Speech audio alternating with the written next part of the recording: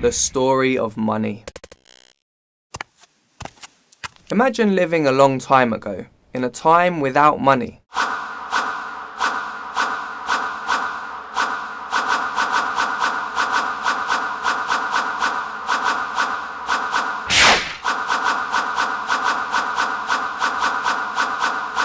How about 9000 BC? Instead of money, there was swapping, also known as bartering. It worked like this. Want to swap this apple for an orange? Yes. I want a cow. You want some wheat? But there were problems with this. The items needed to be of a similar value. How about swapping this apple for that DVD? No way, that's not fair. The other problem was that many items would go rotten and so didn't keep their value. And some were too heavy to even carry. It started to get even more complicated when people began using gifts like perfume, jewellery and other valuable goods. You want this perfume for that necklace?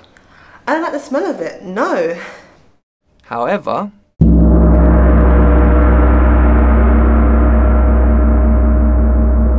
in China, they had started using cowrie shells as money. So instead of swapping things for other things, you could buy the things you wanted with shells.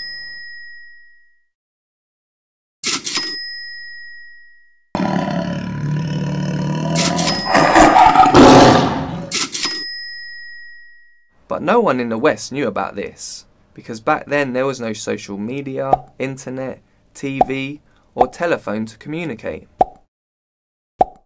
So what did they try in the West? They started to use items that were not perishable, items that wouldn't break or get easily damaged.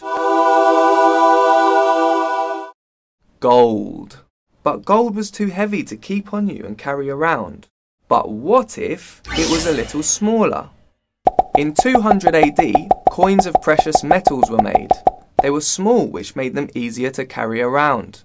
To make things even easier, the coins were weighed and stamped so everyone knew how much they were worth. People started to give their gold coins to the goldsmith to look after and keep them safe. Can you look after my gold for me, please? Yes. Here's your £10 receipt. These receipts were the earliest types of banknotes. They have developed and now they are no longer linked to gold.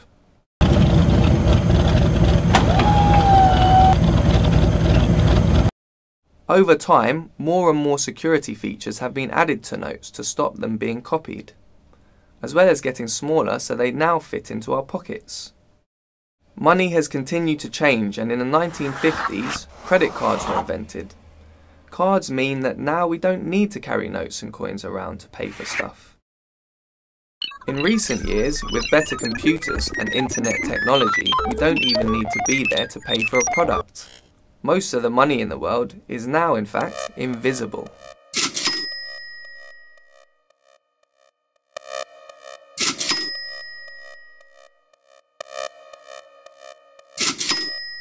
Money has come a long way over the years, and it continues to change. Who knows what the future will hold?